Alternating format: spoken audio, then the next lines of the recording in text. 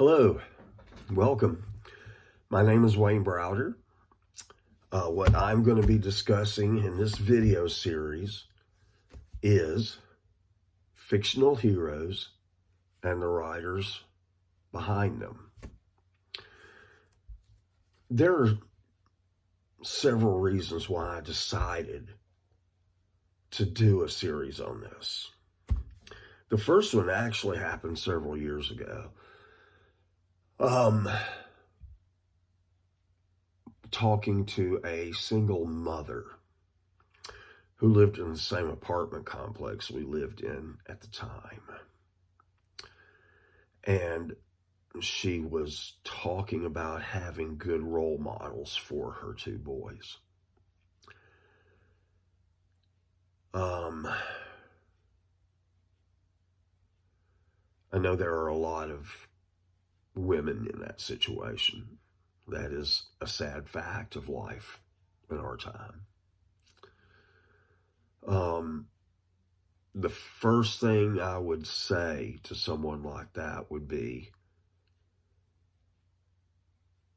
make sure your father or your grandfather or one of your uncles is not that person. Sometimes you think they aren't. You're just angry at them, possibly. So I would really think you should consider if that person would foot the bill. However, one thing that I did tell her was you could have them read Tarzan books. Now, some of you may think that is funny, but Tarzan displays all of the characteristics that you would want your boys to grow up having, or that you would want any man that you're involved with to have. And all of these fictional heroes not only have those characteristics, but the important part is those are the beliefs that the men who wrote about them had. And they're the same beliefs that have gotten us successfully down through the centuries. Traits like courage, integrity, honesty, perseverance, and decency.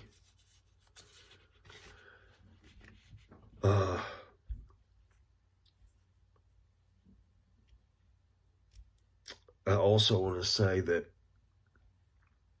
there is a very notable, I don't know if it's large, but they are loud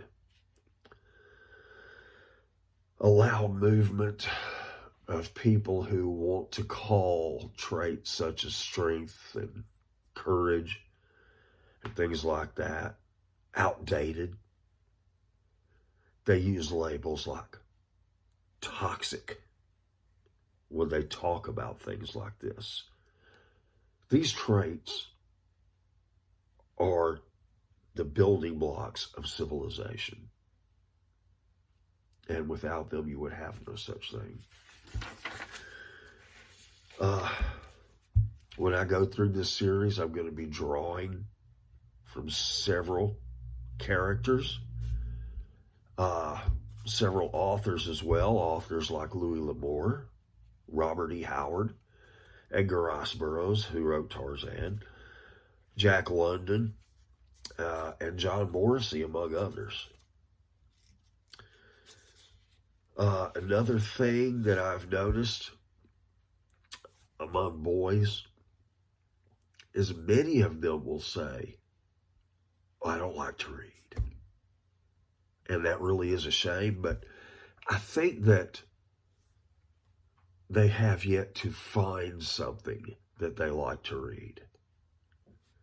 And I've seen the stuff that they're given to read in schools, and I'll be quite honest. First off, boys need action, They need adventure. They need danger. But they should be reading books about men that are written by men.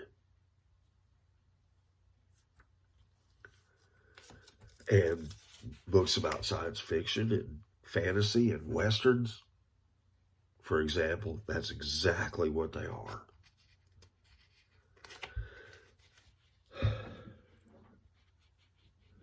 I would also like to say that many of these writers understood the impact that they and others of their profession had on young boys. A quote from Ray Bradbury about Edgar Rice Burroughs. I'm reading this off my computer. He says, I love to say it because it upsets everyone terribly.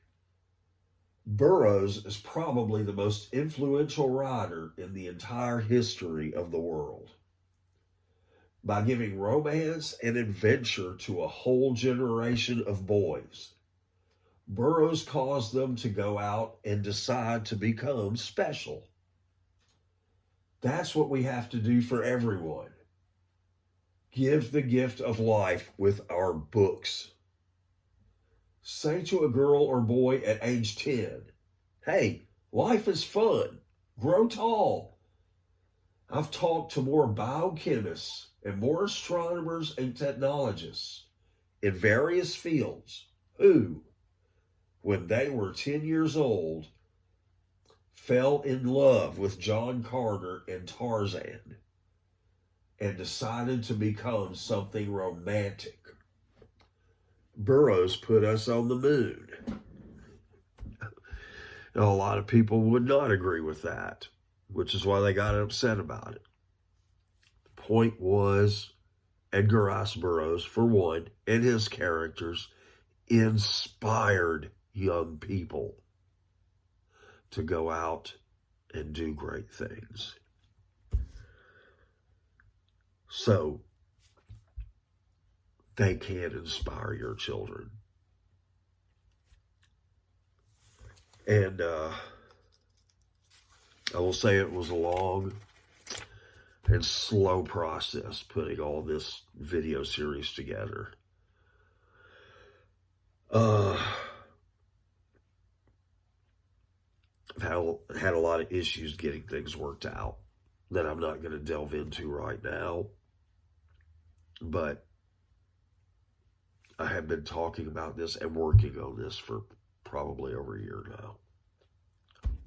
It's easy for me to get lost in the books as I'm looking for subject matter. Which brings me to my first quote from a book, which was from the book Stardrift by John Morrissey. It was slow work, for not a single song was without a full freight of associations. And that sounds very much like something said by Echo Sackett in Louis L'Amour's Ride the River. Pa, he used to say that no memory is ever alone. It's at the end of a trail of memories, a dozen trails, that each one have their own associations. So, that is one reason why it did take a long time to put this together. Because I went through a lot of quotes from books, kept some here, moved some, discarded some. And I am now in the final stage of this, which is the recording and posting. I hope you'll enjoy it, and I hope you'll get something out of it. If you like, please hit the like button. Subscribe to the channel. I would appreciate that. And I've made several that are going to constitute a first season. And we will see how things go after that.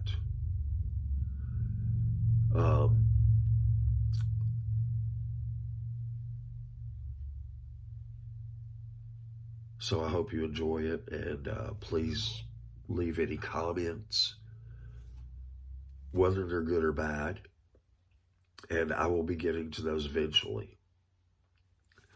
Thank you for listening. Good night.